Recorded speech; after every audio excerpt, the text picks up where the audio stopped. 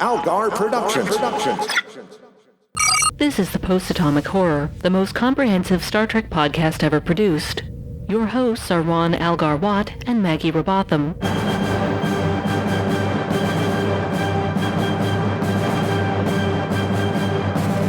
Episode 528, Among the Lotus Eaters. Hi friends, welcome to the Post-Atomic Horror. I'm Al.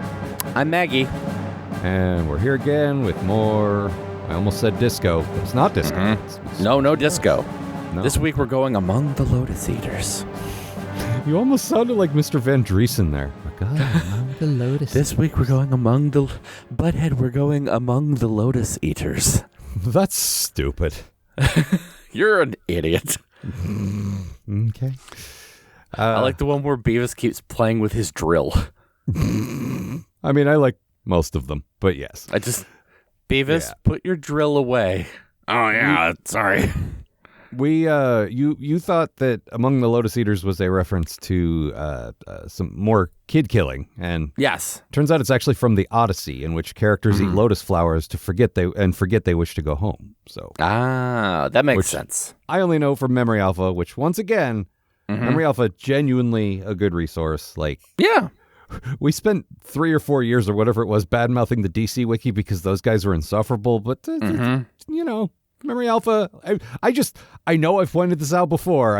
Every now and then I'm like, oh, thank goodness there is a good resource to tell me shit that I didn't know myself. What's your ranking, Al? Memory Alpha, the Homestar wiki, and then the DC wiki? Yeah, that's about right. There's a Transformers wiki that has an incredible sense of humor. I'm sure I've mentioned that one before too. Oh yeah. I don't know much about that because Transformers, but that's good. Yeah, shit. but there's a cartoonist. It's like a web. Oh, Dave Willis. That's him who contributed, he I writes, believe, quite a bit to it. And I think that's partially why is like a guy who's famously funny, like spruced it up a bit or whatever. If I remember correctly, he said that there used to be a Transformers wiki and it was bad, so I made a better one. Yep. I mean, I like any fandom that doesn't take itself entirely seriously. Yeah. And Mary Alpha does, but it's still not, freestanding ladders notwithstanding, freestanding. It's still, better than most. So, all right. Why don't I tell you about Among the Lotus Eaters? Yeah, why don't you go among the Lotus Eaters and tell us a tale? Okay. The Enterprise is returned to Rigel 7, sevenest of the Rigels, to clean up after a disastrous mission that was mentioned in The Cage. Specifically, the mission that led Pike to consider resigning his commission from Starfleet because of what a disaster it was. Weirdly, despite my having watched and critically dissected the events of The Cage 3 or 4 times on this podcast, I didn't remember the specifics of that mission, but thankfully they got recapped here. Some years ago, Pike, Spock, and a few others did one of those discrete planetary surveys on the roughly Iron Age Rigel 7. And they ended up hightailing it back out of there 3 or 4 hours later, losing a small handful of crew in the process. Why not go back and clean up your mess, offers Starfleet Command. I didn't even know they did that. If only the same leadership had sent Kirk back to SETI Alpha 5, we might have been spared half a century of Khan references. God, and in fact, much like that situation, Pike and Apostrophe Squad, M'Benga and La'an, are greeted by an abandoned and bitter crewman downstairs on the planet. He was once the captain's yeoman, and he's since styled himself ruler of this primitive planet. And his name is Zack. Zack the Conqueror. Easily the worst commando name since Firebird. As fake king, Zack is wearing a crown, or a king hat as they are commonly known. And his Zack attack pack are similarly outfitted with metal helmets. This is a relevant detail that both Maggie and I spotted immediately, but it took our heroes some time to work out. In their defense, they all came down with a sort of brain fog, forgot who they are and why they're on this planet, and wake up in a cage. Not the cage, just a cage. They then spend the middle of the episode convinced that they're dirt farmers, despite the clear evidence that Pike in particular has never actually worked a day in his life. Meanwhile, upstairs, the entire crew of the Enterprise also loses their memories, which is not the ideal scenario for a complex piece of machinery that requires hundreds of highly trained people to operate it. This almost certainly creates the Pike-era equivalent of Riker and Ro hooking up. And while that would be pretty hot, it's not as hot as Erica Ortega's, because nothing could be, and so the action shifts to her POV. Gradually, she works out who she is and what she does, This is my quote, by the way, which I will be playing thusly. I'm Erica Ortegas. I fly the ship. Affirmative. I'm Erica Ortegas. I fly the ship. Fly the ship? I am Erica Ortegas. I fly the ship. I am Erica Ortegas. I fly the ship. So then she moves the ship back to safety. Back on the planet, Pike makes his way back to Castle Zack and nearly murders the little idiot with his bare fucking fists. Because it turns out those metal hats and also the metal bricks in the castle protect these guys from the great memory lossening. Then Pike gets his memory unlossened, stops murdering, and everyone goes back to normal. Except for Zack, who goes to prison. Yep. Enjoy prison, Zack.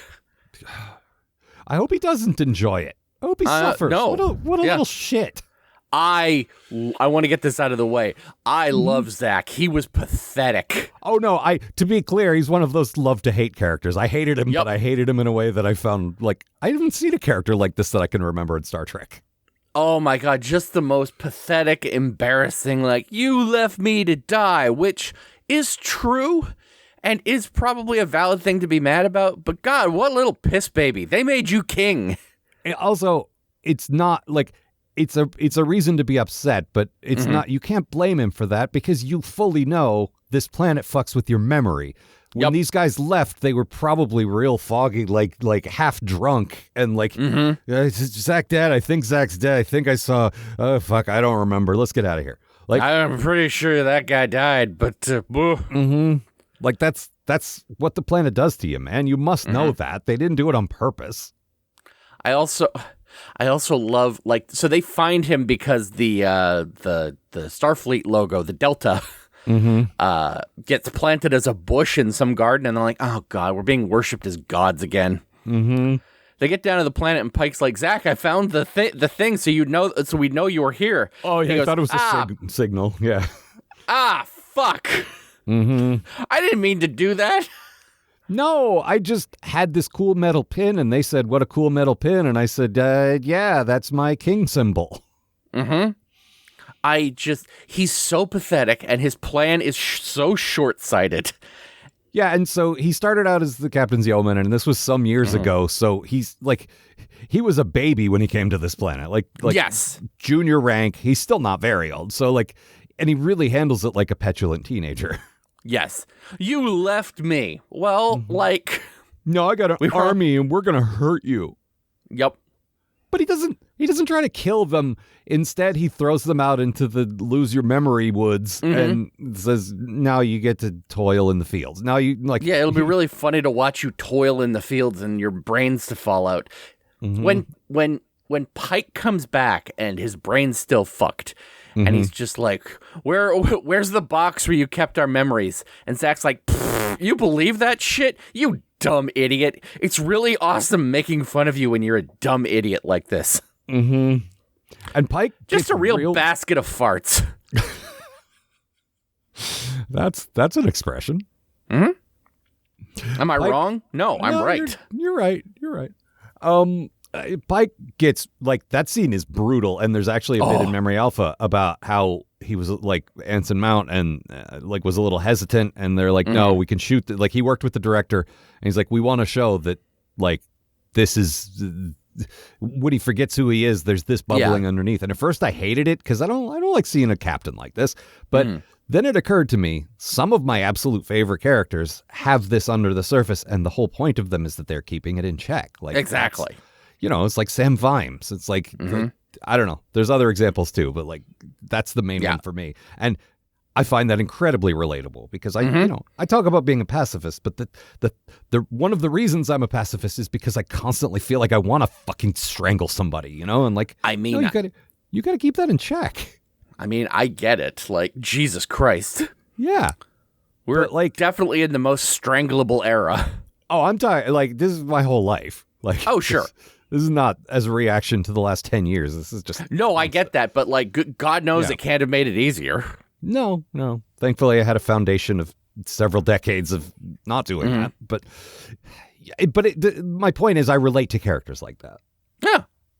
And I feel like Pike does have that on some level, but once he kind of came back, he's like, yeah, but no, I'm civilized and I can't, I got to stop doing this. And I don't know. I'm not. Yeah. There's a bit like too when he's just beating the shit out of this guy.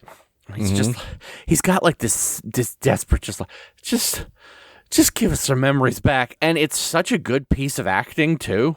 Oh, and he fucking he could have just done the fury of the fighting, but there's so much more to it than that. There's just like it's sad and just like, well, and it's pathetic for Zach. Yeah. Like it plays out like that bit in Fight Club where Tyler's getting beat up by the owner of the club that they want to use, and he just lets him beat him up, and he's just laughing and like, that's Zach. He just keeps laughing and bleeding, and like it makes you want to hit him more, and then he just keeps laughing and like, so good.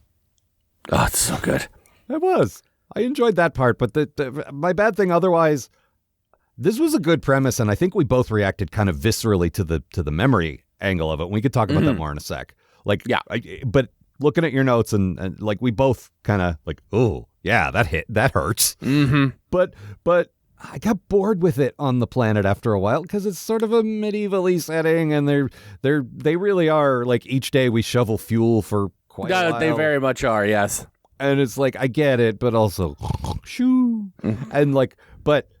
Like the second we caught up to the ship, I was super into it. Like I like the situation, the setting. And it turns out, like, again, this was in the cage. This was when he was considering quitting. Like this was the mission he had just failed on. So this happened a while back. But when he goes to Talos 4 and he sees visions of a castle, it's this castle. So I think they needed to match that. So my brain is saying this feels like a 60-year-old cliche, and that's because it is. It probably was, yeah. Yeah, exactly. And it's cool to do that kind of callback and to say, oh yeah, we joined them in medias res, like at the end of a disastrous mission. What if we followed up on that? That's not a bad idea for a plot. Well, famously, neither of us are the biggest fans of when they go down to a fantasy planet, or like, in this case, not really fantasy, but it's definitely like the past planet. Dark Ages. Yeah. And go ahead. Oh, my thing is just like the episode itself was so good that it can't, for me, it mostly, like, I get what you're talking about. And I definitely had those moments where I was like, all right, get to the fireworks factory. I saw in your notes a couple weeks ago when we did the courtroom episode, you said, this is my absolute favorite episode. And even still, an hour is too long. I wish this was 40 minutes. And that's kind of how I felt here. If you trimmed out about 15 minutes, I think this episode would have worked. And all of it would have been planet stuff. My other thing when I was thinking about it, because again, I like the character Zach so much. He's so fucking pathetic. Like, and he really only shows up at the beginning of the end. Like, if we had maybe had them like stay in the castle and just have him be like around being a piece of shit, like screwing with people, I think that might have been more interesting. That could have worked. Or if you had spent another beat with like where he ended up, like bring him on the ship and do another scene or something. That actor did a really good job. Like, oh, he did, because I hated him. It was the fucking Kylo Ren effect. It was like, you little entitled piece of shit. You piece of shit. It was good. But you also, this is your good thing. You liked the other guy, the guy they befriended when they were shoveling fuel. So there's a guy on the planet named, I guess, Luke. I think it's Luq apparently. But you had no way of knowing that. I just looked it up in Memory Alpha, but it's Luke. It's effectively just Luke. You sure it's not spelled Luuke? Well, no, he's not a clone, Maggie. Don't be ridiculous. Well, we don't know that. Well, we do, because he doesn't have double letters. That's how you know. That's the indicator. Oh, that is true. Oh, shit. Am I a clone? I mean, they're not U's. You might be safe. Okay. Anyway. I'd check into this if I were you. Yeah. I think I'm a clone now. I don't want to find the other guy and have a saw-your-own clone coma, you know. Oh, yeah. I just, like, if it turns out you're a clone, we could be doing this for the next, 5 years or something. Like... 5 Clone years. Sagas famously take forever to resolve. Oh, God. Yeah, but they're so complicated. I don't want to get into all that. I don't want to be drawn by Todd McFarlane. You wish. Yeah. All right. Anyway, Luke. That was some Mark Bagley stuff, man. Oh, you're right. It was. Yep. Anyway, I find the character of Luke extremely fascinating and also very sad. I didn't talk about him at all, so you need to. No. Like, could you back up and tell people like what is? So basically, our guys are in the cage, and this dude wanders up and goes like, "Okay, these guys had a real rough forgetting. Like they forgot everything. So, I'm gonna sort of stick around and I'll explain the rules of society to you." And he kind of makes a really good, like. He sums up the world that these people live on really well by just like, yes, we all forget every night, but like the stuff that's important, the feelings you have, like those last, and you have to latch onto those. Like things are fleeting, but how you feel is like you can't change who you are, basically. And he represents that society so well. Like, as a narrative tool, he's great because it's like we need someone to explain this to us, and he does it in a way that doesn't feel like exposition. It feels like I've lived through this, and I'm like, it's rough, but you'll make it, and like, yeah, it's good. There's a bit where La'an attacks a guard who's like, the guards are just being assholes and like fucking hitting people with sticks, and our guys are like, stop hitting people with sticks, you stupid slavers. But La'an gets stabbed, so they take her back to his hut to get her stitched up. Yeah, and thankfully Mbenga remembers a little about being a doctor, so he's that's sort of the basis of the episode, is that like who you are baked down is like what'll take over. So like when someone's hurt, Mbenga like runs up to help them, which I love. Yep. But Pike's basically like, we can't live like this. We're gonna go attack the castle and find out like we're gonna get everybody's memories back and find out like why they're different than us. And the guy's basically like, he's like, don't fight, like you shouldn't do that, it's dangerous, but if you're going to, I will help you. And Pike's like, why? And he's like, because you have a really strong feeling about this, and if you have that feeling, it's important, and if it's important, I'm going to help you. Yep. And like there's just something about that I love so much. There's also good. Like, yeah, he talks about how like, so they have this cool thing where they tattoo themselves with like who they are, and so your name's on your arm. Yeah, it's the memento thing. Like here's the things you have to remember. Yes. Watch out for Joey Pants is what it says. Yeah, but he talks about how like he thinks he had a family, but he blotted them out so that he wouldn't remember them. Yeah, part of his tattoo is basically scratched out, like he ran a Sharpie over it. Yeah. You didn't see nothing. But he's like, it's like whatever it was too painful for me to remember. So like I know that there's something, but I don't know what it is. And he's so certain about that. They're going to the castle and they're like, we're gonna find your memories too and bring them back to you. And he's like, I don't want them. Whatever this was, like, I was right to do it. There's a really good conversation between him and Mbenga about that, where and they don't mention his daughter, but it's obviously there. It's obviously under and that was some good subtle, like anytime they don't hit you over the head with it, where it's where you have to figure it out yourself.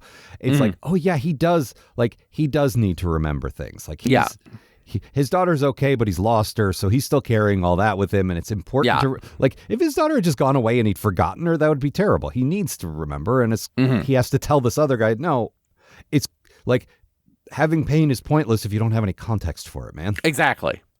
And just like, he's just like, yeah, like this is bad, but like I can't not carry it. It's also important. Yeah. But so they go to the castle. There's no box with the memories in them. The castle's just full of metal, brain metal. The rich or the fucking stories passed down that say, yeah, our memories are just in a box. That's not a thing.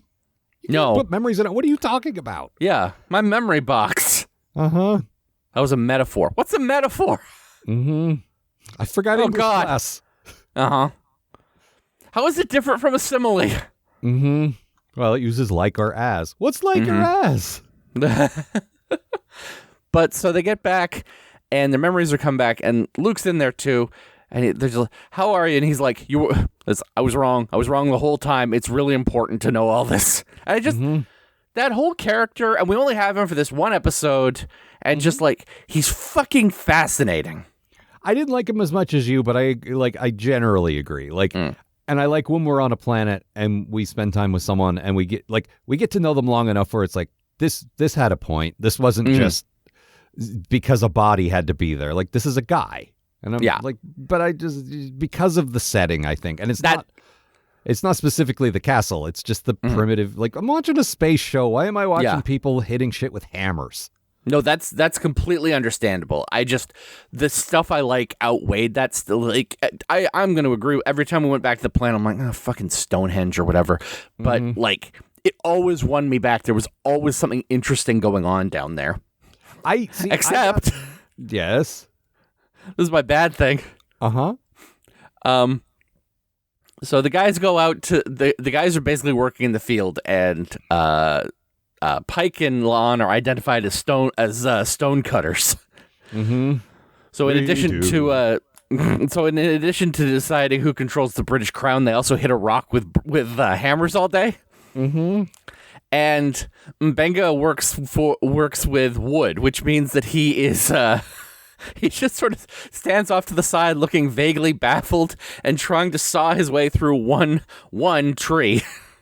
See, I wouldn't consider that a bad thing. I think that's a reflection of these guys are not suited to this kind of labor. He does not know, like, the kind of cutting he does is with probably a laser, but maybe also a scalpel. Like, he doesn't know how to saw. Take a saw and saw him.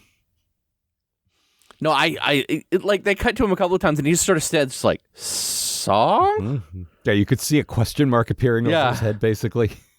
I saw? But then when Lon gets stabbed, he's just like, out of my way, saw. There's doctor shit to do. I am starting to come around on La'an because they're letting up on the Gone monsters, and like we liked most of the last episode with her and Kirk, like, and this episode I had no problem with her. What I'm real tired of, and this is basic storytelling that happens in everything always. It's not that. It's that it's a specific. It's like crashing a shuttle. Like, I was kind of stunned when they take the shuttle to the planet and it just lands. I'm like, that's not how those work, because every shuttle we've seen for the last, 900 episodes crashes every single time. Yeah.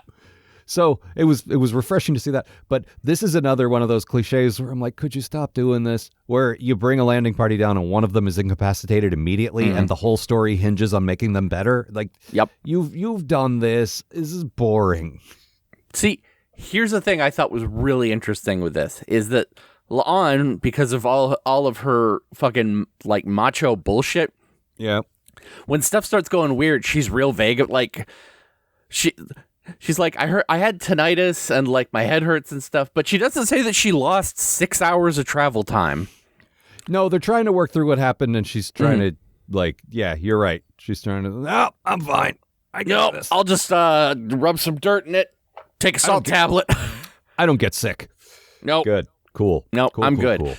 Meanwhile, they cut back up to the ship, and the same thing starts happening to Uhura, who's, like, monitoring signals. Yeah, and number one gives her an order, and she's like, didn't you ask me to do this other thing? And she's like, I asked you to do that other thing like 2 hours ago. Yeah, it's been a while. And Uhura is just like, uh-oh. Yeah, and something's wrong. You're right. She throws up the red flag immediately, which is great. Yeah. There's a whole little thread of her going to sickbay, and again, good storytelling, because this could just be exposition, but they play it out through character, and it works so much better, because Chapel's explaining, like, here's what I think is going wrong. Her brain, like you see, even if you don't know anything about science or biology or medicine, like neither of us do. I don't want to speak for you, but I think I'm like... No, I don't know anything about science or biology or medicine. I wish I did, but every time they try to explain it to me, my eyes glaze. It's because it's usually technobabble and it's not real, so I just like, this doesn't matter. But I do know when you look at a picture of a brain, a 3D model of a brain on a screen, and every part of it is lit up in various shades of red, probably something is very wrong. So they did a good job there. But they did a really good job of, one, Chapel being concerned and then slowly losing her mind while it's happening. And two, Uhura being very concerned and then getting some drugs and being like, well, this sucks, but I'll be okay. And then, like, they're like, a whole bunch of people are reporting memory loss, and she's like, well, get in line. I got the good drugs. There's a great bit where they're trying to figure out what's happened, and Chapel's like, what'd you have for breakfast this morning? She goes, same thing I always have, oatmeal. And then like they get the message that like 5 other people don't forget stuff, and you just cut to her lying in bed, kind of dreamily going, guess it wasn't the oatmeal. Yep. Which is, it's not exactly like her, but under drugs it is. Oh yeah. Cute. It's like I say, it giving, like, putting specific character stuff in there means she's just not reading off a list of like technobabble for 5 minutes. It's character driven, and I like that. Which kind of ties to my good thing. So yeah, please. And I mentioned this in my summary, and it was my quote, but Ortega, like, this is the thing I remembered about this. This is the thing most people remember about this episode. I think people I've talked to anyway. Like, I'm Eric Ortega's I Fly the Ship. Yes, that. Yeah. Like, I love that she is the one person who manages to keep her shit together. Like, we see at its worst the entire ship. Like, she and Spock are the only ones on the bridge, and Spock is basically worthless at this point. And she manages to get off, and she manages to sort of stumble onto the turbo lift. And because it's voice activated, she gets to the deck where her quarters are. And so we're in the corridor where there are, you know, like you would see in the original series, dozens of people, and they're all staggering around, basically bumping into walls like lost Roombas, or like it's a really upsetting shot, honestly. Oh yeah, there's a dude curled in a fetal position, like as soon as she gets out of the, like, they're rough, and she's doing bad too, but she's pushing through it. She's freaking out, but the whole time she's asking questions. She's saying, like, she doesn't know it's the computer, but she does know there's a friendly voice helping her. So she's like, where is home? And it does the thing where it lights up the path, and she goes to her quarter and is like, this seems familiar. Who drives the ship? And the computer says, you do. And I do. Shit. Okay. Go ahead. The fucking read on, I drive the ship? Well, that was like, that's part of my, like, the whole quote. Oh, okay. It's the progression of her first going, I drive the ship. And by the end of it, she's like, I drive the ship. Yep. And it's such a good evolution of, like, becoming more confident. But before that moment, she's just like, everyone else up through the ranks, including number one, are just gone. And she's like, no, ask questions, push forward, find answers. Who's responsible? I'm responsible. Get it together. And she saves the day. And it's so good. It absolutely is. Like, we've been waiting for her focus episode, and I don't think this exactly counts, but she sure got a great moment. I mean, this is better than most of the other, like, she's always been around and she's always awesome, but like, no, this is the most we've gotten of her for sure. Yeah, and it's great. It's just like, oh yeah, this is the character. She rules. I love this character.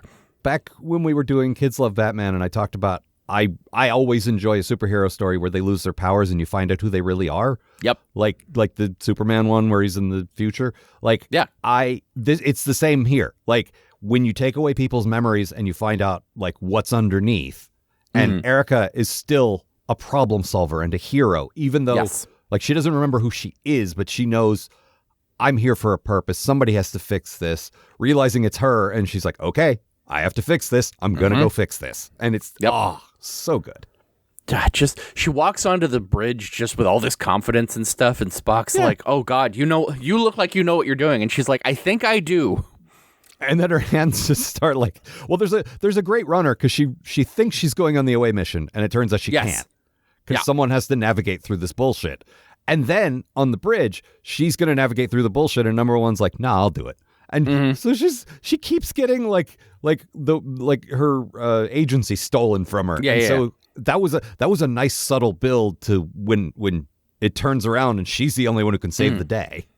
It's like, this is my job. Like, I'm literally the pilot. Like, why? Like, either let me pilot or give me the other thing I want to do. But I don't want to walk Uhura down to sick bay. We have yeomans for that. I'll do it. She needs a buddy, but yeah, I want to drive. I want to fly. Yep. It's cool. And the whole bit at the beginning where she thinks she's going, like they're all putting on their indigenous costumes and she thinks she's going down. There's a hat that everyone thinks is too stupid to wear. And she's like, no, you got to wear the hat. It's part of the thing. Yeah. And it's a good hat. Cute. She even has a great little line. She's like, we're going to have ourselves a landing party. And I'm like, that's so cute. Yep. And she's so disappointed, but also professional. And Pike, the way he lets her down is like, I know you wanted to go. He doesn't just say, stay here. He takes a moment to say, I know you really had your heart set on this. You'll go on the next one, I promise. Yeah. And it's like, that's such a good dad leader. Like, well, you got to do the right thing, but you also got to make her feel good, you know? Well, I can absolutely see the fucking conversation they had at like their yearly meeting or whatever, where it's like you're one-on-one. It's like, look, I love piloting and everything, but like I want to get down. I want to go and do away missions. It's like, yeah, we can bring on away missions. That's fine. We'll put you in rotation. Watching Uhura do the whole rotation to all the different departments made me realize I've never done some of this stuff either, and I'd really like to. You know, like, yes, I'm here for I'm piloting, but you know, like there's other stuff. We're Starfleet. We're very busy. Cross training is good though. You gotta because for instance, maybe the entire ship except you are gonna lose their memories. Well, what are the odds of that ever happening? That's true. Or they all turn into something, or they all, there's so many options where it's like, it's so much better to just be able to do basic shit in all the different parts of the ship. So, yeah. I don't know. Shit. And again, I wouldn't say this episode is about her. No. But she had a moment, and I hope she gets more. Like, I'd love to get more into her backstory, too. But, it's still good to finally see her, take the spotlight for a minute. Yeah. I learned this week that she's from Colombia. Ah, yes. I missed that, but I think you must have seen it on the pad. There's a close up of her personnel file, and I was like, oh yeah, fuck yeah, let's have a look at this. I did notice that her file picture is fucking great. Like, I don't know, it's just a particularly good picture of her. It's like she went to a photographer and got headshots and put this in my file, please. Don't use that shitty blurry one you took. Use this one. It's class photo day. Got the laser background. Yep. I'm gonna say this is very brief, but I was kind of disappointed that her quarters don't just look like everybody else's quarters with models of ships and stuff. If anyone in this entire show has fucking a some kind of weird alien band poster, it's Erica Ortega's, and I wish I could have seen that. I could see that. On the other hand, I feel like she keeps herself real busy and probably doesn't spend much time in her quarters. That's probably true. It's just we it's always a missed opportunity. The quarters are always the same. It just feels like, this is a different personality than your usual captains and stuff. You're right. Let's do something different for once, please. No, and back in the day, that was a budget thing. Oh, yeah. We don't have the prop budget to really fill this out, and we don't really have the resources to commit set designers to making special sets for this guy you're going to see once or whatever. But now, one, you have massive teams of people working on this. Two, you have nerds combing through this shit. It seems like these days you would do a better job of that. Yeah. So, yeah, I get you. But just, throw up a Vulcan rock concert poster or something. I don't know. It doesn't have to be much. Yeah. I've seen the little gold ships so many times. Everyone has them. You're not wrong. And it's not even she's a pilot. She probably likes fast ships, but show us something else. Yeah. You're not wrong. Yeah. What else? What else? Let's have a look here. I really like this one. Yeah. Like I said, if you could cut 10, 15 minutes out of it, I think it would have been a top tier episode, but now it's kind of at the top of the middle, I would say. It was like a B. Not the insect, like the letter B. No, it's a B. It's a little B. Yes. Like that time a bee got in here. Big B's still out there. Is that it? I thought I had more to say. I'm going over my notes here. Yeah, same. Just a lot of me yelling about Zach. There's There's definitely, if like it might be too soon because I think this episode only dropped 2 or 3 years ago, but at some point there's going to be a follow-up story about Zach, right? I mean, there's got to be. He's in Starfleet custody, and then I don't know, something. Yeah. He's such an interesting character. Like, bring this piece of shit back, you know? Mm-hmm. He's got, like, the thing is, he's not like Garth of Izar or Khan or whatever, because he's just some shit. But, I don't know. That's the kind of character I like, you know? Yeah. Yeah, like I say, like Kylo Ren. Yeah. Just, Zach. Mm-hmm. I didn't like that his name was Zach, but other than that, it's such a 90s kid. Everyone named their kid this in the 80s, and so the 90s kids were all named Zach, like, kind of thing. But that's just me. See, I don't know. I just kind of like that it's like a real generic name. Like, he calls himself like fucking Zacharias the fucking Unconquerable or whatever. Yeah. And Pike's just like, that's stupid. Mm-hmm. What? No. Go back to getting my coffee, Zach. Yeah. Weren't even a very good yeoman. No. How do you fuck up coffee? We have replicators. Mm-hmm. No, they don't. Oh, yeah. They have food We have those dispensers. things that spit out red cubes. Mm-hmm. Has anyone eaten red cubes on this show? I don't think so. They mostly just eat regular food. Like, they might have brought the replicators back and, like, well, just don't talk about it. Sort of like how there's always a holodeck. Yeah, well, thankfully they haven't done much of that on this show, at least yet. Yeah. But there is, like, they do have the communicator badges, which well, they're not communicators, but they are badges. Like, they're not sewn into the uniform. They're metal pins. No, I've seen the gold badges. Yeah, I know. No, those are black badges. Oh. I haven't seen those. They're a secret. Mm-hmm. Shh. It's just magic. But it's one of those little things where it's like they didn't have metal. Okay, shut up, Al. Yeah, just enjoy the show. It's fine. It's fine. Yeah, it does look good. There occasionally these uniforms, like I like them so much better than what they started out with the dumb collar things they had on Disco. Yeah. But there's a weird, and it's really evident in the last scene where Pike's talking to his girlfriend, which we haven't talked about at all. That's a whole bookending thing. Battelle, yeah. Yeah, where there's a seam that goes down either side, and if they're standing like at a certain angle, it looks really awkward to me. It's just, it looks badly sewn, and I know it isn't, but it's just like I shouldn't be looking at the big like vertical seam on your uniform. You know what I mean? Yeah. But anyway, so yeah, there's a whole thing where Battelle shows up. So Battelle, seriously, how old do you think she is? She looks real fucking young. Like, there's no way she's older than 40, right? No.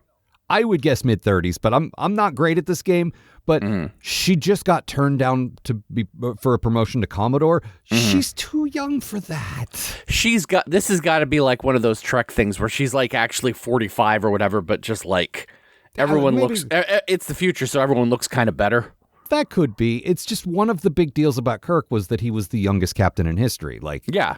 At what, 35, 30? He was like 35, yeah. So, yeah. like, I feel like she's about that same age, and she expected to be lifted to Commodore. It's just like, I don't think it's your time yet. Like, yeah. I don't know much about you. Maybe you earned it, but you just seem a little young. And that's the thing. She's alternately extremely important, but also never around, you know?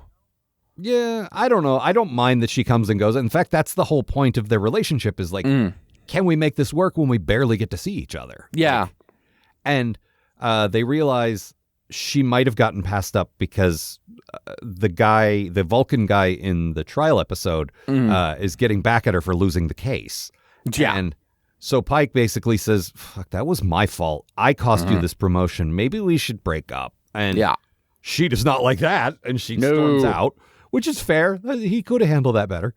And I mean, it's not the best. Like, she just got off the phone with like captain stuff. We got getting turned down for a promotion, hearing bad news, and then her boyfriend says, yeah, maybe we should break up. Like, Jesus, 1-2 punch. How about I pile on a little? And also, she just got him a real nice gift. Yes. She got him this ancient, like, what was it? It was like a metal medallion kind of thing. It's like for old sailors. And yeah, it was some kind of medal or amulet or whatever. This is the kind of stuff Pike likes. Yeah, it's old sailor shit. Like, you know, like a classic Star Trek captain would be into. And he he has it the whole time. He's downstairs on the planet, and he forgot everything. And he's like, I know this is important. And at the end, he says, okay, first of all, I fucked up. I don't break up with you. I'm sorry. Second, this thing you gave me does bring sailors home because I'm back. And like, yes, that was good. I liked that a lot. And I enjoy her. I know what's coming because I've read some spoilers, and it sounds real stupid. Hopefully they handle it better than I thought. I don't love that. Yeah. But we'll get there soon enough. I think it's early season 3, which is not long from now. But for now, I don't hate the idea of like, because we've seen captains. Have we seen captains try to date other captains? I don't know if we have. I don't think we have. They must have done something with Kirk at some point, but like no, because there were no women captains. Remember, they made a big deal. No, you're right. I'm thinking of like either books or comics. Yeah. But in the shows, I don't think. No. Like, it feels like they have, but I can't think of an example. Maybe I'm wrong. Picard tried to date someone, like, under his command, and that went bad. Sisko dated a captain of a civilian freighter. Yeah. Janeway didn't really get to date. Who was her guy? Was he a captain or anything? Was he even in Starfleet? I'm not sure. No, he wasn't. He wasn't in Starfleet. No. Or if he was, they never said it. Yeah. And who cares what Archer got up to? Yeah, I don't give a shit. But even, like, there were no captains then. He was the only one. So, like... Yeah. And Michael... No, I don't think any of the I don't think so. Captains did. But, so, it's an interesting thing to explore. And the fact is, this shit keeps you busy. And, like, in the beginning, they're trying to, like, have dinner together. They're not even trying to fuck. They're just trying to have dinner together. And it's like... first his bridge calls, and he's like, only if it's an emergency. Then her bridge calls, and she's like, only if it's the Admiral. And then his bridge calls because it is an emergency, and her bridge calls because it is the Admiral. Yep. Fuck, man. And it's like, this would be their life. Yeah. And it's like, come on, guys, my pasta pile's getting cold. Yeah, I'm into you, but also, this is nigh impossible. And I could, like, it's an interesting sort of conflict. And also, he knows I can have this great relationship for the next 10 years or whatever it is, but then that's it. Like, then I'm in a box. There's definitely like an end to this. Yeah, exactly. So I don't know. I like it. I like her. Like, I don't mind the performer. She just feels young to me. That's the only like you are absolutely correct. The other thing is, like, we know this can't last because he ends up with Vina. Yeah, but that's a while from now, and also that is true. That's basically because that's the only person he can be with. He's not in love with her, I don't think. I mean, I don't know. You seemed cool the first time I met you, whatever that deal was. Maggie hasn't seen the episode in a while.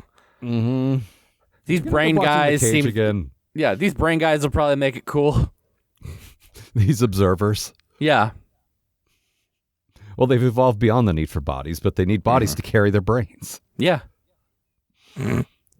But no, I like it. Like I say, my only problem with her is like she feels a bit young, but she's up to the task. Like, oh yeah, she's got the gravitas of a leader, and I don't feel like Pike is like he could necessarily do a lot better. Like he's like she's all right. She's just not around much. Yeah, but that's kind of the point. So. Yeah, it just like all I remember is like when I was first watching this. Wait, who are you again? Have we seen her before? And that's partly me, you know. I think we benefit from watching these fairly close together because I have the same problem, especially the way shows work now where they'll drop 10 episodes and go away for a year and come back. Like, I never remember, even with a previously on, I'm like, wait, who's that guy? And so who's that guy? Well, I was saying, who's that guy? Yep. But us doing one a week means it's never too far from my memory. And, you know, if I get a little shaky, I go back to our old documents and say, oh, right, that guy. Okay. Yeah. All right. I don't know. You'd think I'd be better at this after so long, but, you know, we used to watch a lot of serialized television, or we used to watch a lot of individual episodes of television, and now we watch all serialized television. Yeah, most of it's done pretty badly. Sure is. So far, the way this show does it, I'm enjoying. It's the sort of the old Buffy model, which is mostly episodic with some, like, running plots that come up every now and then. That's always kind of been my go-to, you know? Yeah, because there are things that have long-term consequences. You want to think that things matter and they resonate, but also you don't want to have to remember every single detail every fucking week. there are certain shows that work best with the serialized thing, and there's certain shows that work best with like Yes. being Monster of the Week or whatever episodes. Well, and Star Trek does Monster of the Week better. Having an open concept of we're looking around and what are we going to find kind of lends itself to something different happens every week, you know? Whereas with DS9, I mean, this is, I was not the first to point this out, and we talked about it a lot when we covered it, but the whole point with DS9 was they don't go anywhere, so everything they do stays in their lap always, and so they have to deal with it, and that's why it was more serialized. You can't ditch Khan, he lives over there. Yeah, exactly. And, Captain, you know. Captain Kai wins here again. Yep. All right. Anything else? I think that's it. All right. Well, next time is an episode called Charades, which is a Wacky Vulcan episode. I believe you'll find it's pronounced charades, so. I believe go fuck yourself. Charade you are, Maggie. That was harsher than I meant, but I believe shut up. Let's walk it back to that. We'll go to shut up. This will be a real shut up situation. Yeah, exactly. Let's see. The website is postatomichorror.com. If you want to write to us, it is postatomichorror@gmail. Patreon is patreon.com/Algar. You get all the great stuff for $1 a month, blah, blah, blah, blah, blah. And I think that's all for this time. Yeah. See you, folks. The Post-Atomic Horror Podcast is a co-production of Maggie Robotham and Ron Algar Watt. Copyright 2026. Please don't sue us. We're just doing this for fun.